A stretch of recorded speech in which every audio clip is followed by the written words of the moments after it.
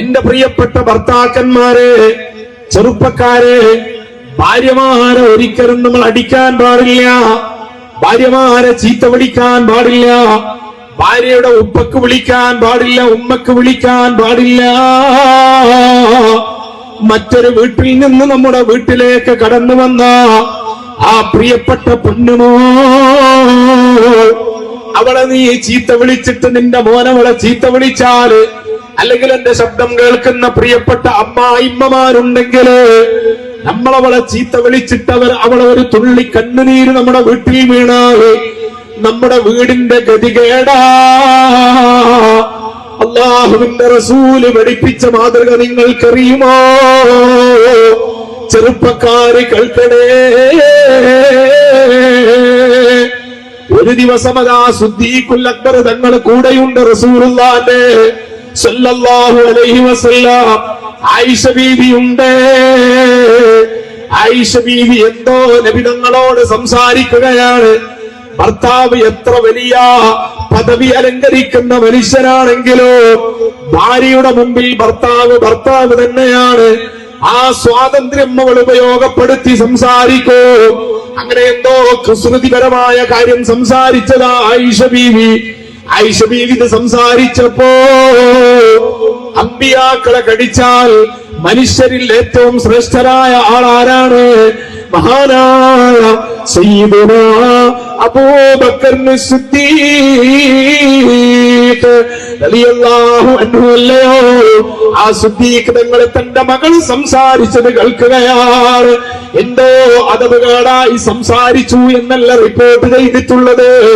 ഭർത്താവിന്റെ മുമ്പിൽ സ്വാതന്ത്ര്യത്തോടെ ഭാര്യക്ക് സംസാരിക്കാമല്ലോ, ആ സ്വാതന്ത്ര്യം ഉപയോഗിച്ച് സംസാരിച്ചതാണ്. ഇത് കേട്ടപ്പോ സിദ്ദീഖ് തങ്ങള് അതാ നബിയേ, എന്റെ മോളോട് മാപ്പാക്കണേ റസൂലേ, മാപ്പാക്കണേ നബിയേ എന്ന നിലക്കഥാ സിദ്ദീഖ് തങ്ങള് സ്വന്തം മകളെ അടിക്കുകയാ. ആയിഷ ബീവി സ്വന്തം മകളല്ലയോ, ആയിഷ ബീവിയെ അടിക്കുകയാ. നബി തങ്ങളോട് ഇങ്ങനെ സംസാരിക്കാൻ കൊള്ളാമോ ആയിഷ എന്ന് പറഞ്ഞ് സിദ്ദീഖ് തങ്ങൾ അടിച്ചപ്പോ അല്ലാഹുവിന്റെ റസൂൽ അതാ ആയിഷ ബീവിയോട് മാപ്പ് ചോദിക്കുകയാണ്, ഭാര്യയോട് മാപ്പ് ചോദിക്കുകയാണ്. മോളെ ആയിഷ, പാവപ്പെട്ട ഞാൻ കാരണമല്ലയോ നിന്റെ ഉപ്പ നിന്നെ തല്ലിയത്, അതുകൊണ്ട് എനിക്ക് മാപ്പ് നൽകണേ ആയിഷ. അല്ലാഹുവിന്റെ റസൂല് മാപ്പ് ചോദിക്കുകയാണ്. ഇതല്ലയോ ഭർത്താവിന്റെ മാനവികത, ഇതല്ലയോ ഭർത്താവിന്റെ സ്നേഹം, ഇതല്ലയോ ഭർത്താവിന്റെ യഥാർത്ഥ സന്ദേശം.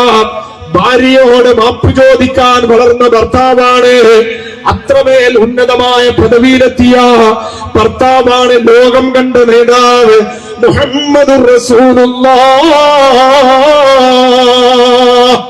സല്ലല്ലാഹു അലൈഹി വസല്ലമ തങ്ങള്. അതുകൊണ്ട് തന്നെ റസൂലുള്ളാഹി തങ്ങൾ വഫാത്തായപ്പോ ഭാര്യമാര് ഒന്നടങ്കം പറഞ്ഞില്ലയോ? അല്ലയോ സ്വഹാബാ? ആയിഷ ബീവി പ്രത്യേകിച്ചും പറയുകയാണ്, ഞങ്ങളെ പ്രിയപ്പെട്ട ഭർത്താവ് ഞങ്ങൾക്ക് വേദനയുണ്ടാക്കുന്ന വാക്ക് പറഞ്ഞിട്ടില്ലെന്ന് മാത്രമല്ല, പറഞ്ഞതെല്ലാം ഞങ്ങൾക്ക് സന്തോഷമുള്ള വാക്കുകളാ. സന്തോഷമില്ലാത്ത ഒരു വാക്ക് പോലും അവിടുത്തെ നാവിലൂടെ ജീവിതത്തിൽ വന്നിട്ടില്ല സ്വഹാബാ. അതായിരിക്കണം ഭർത്താവ്. എന്നാൽ എന്റെ പ്രിയപ്പെട്ട സഹോദരിമാരെ, ചെറുപ്പക്കാരികളായ സ്ത്രീകളെ, നിങ്ങളെ ഉപ്പാനെ നിങ്ങൾക്ക് ഇഷ്ടമാണല്ലോ, നിങ്ങളെ ഉമ്മാനെ നിങ്ങൾക്ക് ഇഷ്ടമാണല്ലോ. എന്നാൽ അതേ ഇഷ്ടം നിങ്ങളുടെ ഭർത്താവിന്റെ ഉമ്മയോട് നിങ്ങൾ കാണിക്കണേ, നിങ്ങളുടെ ഭർത്താവിന്റെ ഉപ്പയോട് നിങ്ങൾ കാണിക്കണേ. ആ ഉപ്പാക്ക് നിങ്ങൾക്ക് ഹിദമത്തെടുത്തു കൊടുക്കാൻ, സേവനം ചെയ്യാൻ സാധിച്ചാൽ അത് അല്ലാഹുവിന്റെ അടുക്കൽ വലിയ പുണ്യമുള്ള കാര്യമാണ്. ഉമ്മാക്ക് സേവനം ചെയ്യാൻ സാധിച്ചാൽ ഉമ്മയിന് മനസ്സിന് വിഷമമുള്ള കാര്യങ്ങൾ പറഞ്ഞാൽ പോലും ഉമ്മയോട് നിങ്ങൾ തട്ടിക്കയറി സംസാരിക്കല്ല.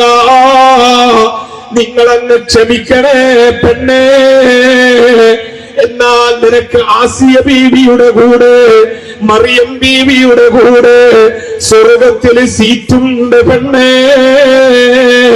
ഇനി മരിമോള് നമ്മുടെ മനസ്സിന് വേദനയുള്ളൊരു വാക്ക് പറഞ്ഞാൽ പോലും അതിനെതിരെ ആക്ഷൻ സ്വീകരിക്കാതെ അതൊന്ന് ക്ഷമിക്കണേ ഉമ്മ. അങ്ങനെ എന്റെ പ്രിയപ്പെട്ട ഉമ്മമാര് ക്ഷമിച്ചാലോ നിങ്ങൾക്ക് ഖദീജ ബീവിയുടെ കൂടെ സ്വർഗത്തിൽ സീറ്റുണ്ട് ഉമ്മ. ഇതാണ് ഇസ്ലാം പഠിപ്പിച്ച മനുഷ്യത്വം. അല്ലാതെ ഏതെങ്കിലും തറവാട്ടിൽ നിന്ന് കയറി വന്ന പെണ്ണിനെ ഭരിക്കുന്നത് അത് മനുഷ്യത്വമല്ല. കെട്ടിയ പെണ്ണിനെ അടിക്കുന്നത്, അവളെ ചീത്ത വിളിക്കുന്നത്, അവളെ മോശമായി ചിത്രീകരിക്കുന്നത് അത് മനുഷ്യത്വമല്ല.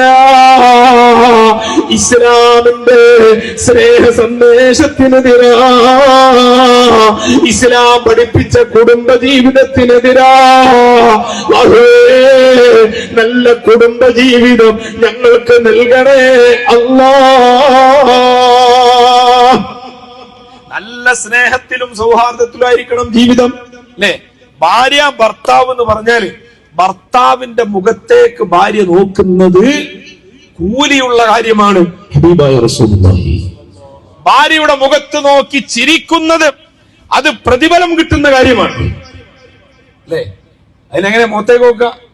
മുഖം കാണുമ്പോ തന്നെ അന്ന് ഭക്ഷണം കഴിക്കാൻ തോന്നില്ല, അക്കോലത്തിലായിരിക്കും മുഖം. പിന്നെ എങ്ങനെ മുഖത്തേക്ക് നോക്കുക, അല്ലേ? അങ്ങനെ ആയി പോകാൻ പാടില്ല.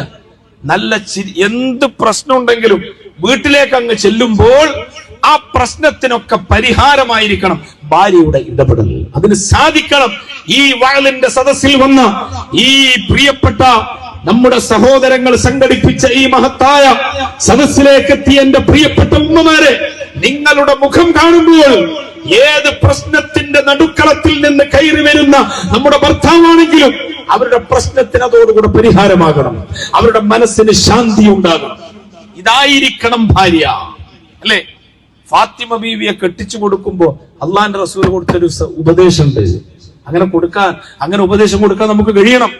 നമ്മൾ ആദ്യം തന്നെ കൊടുക്കുന്ന കോച്ചിങ് എന്താ? എന്തെങ്കിലും ഇഷ്ടപ്പെടാത്തത് കണ്ടാല് സംസാരിച്ചാൽ അപ്പം ഇങ്ങോട്ട് വിളിച്ചോ, ഞാൻ അങ്ങോട്ട് വരും. ഈ കോച്ചിങ് കൊടുത്തിട്ടാ കെട്ടിച്ചുവിടാ. പിന്നെ എങ്ങനെ?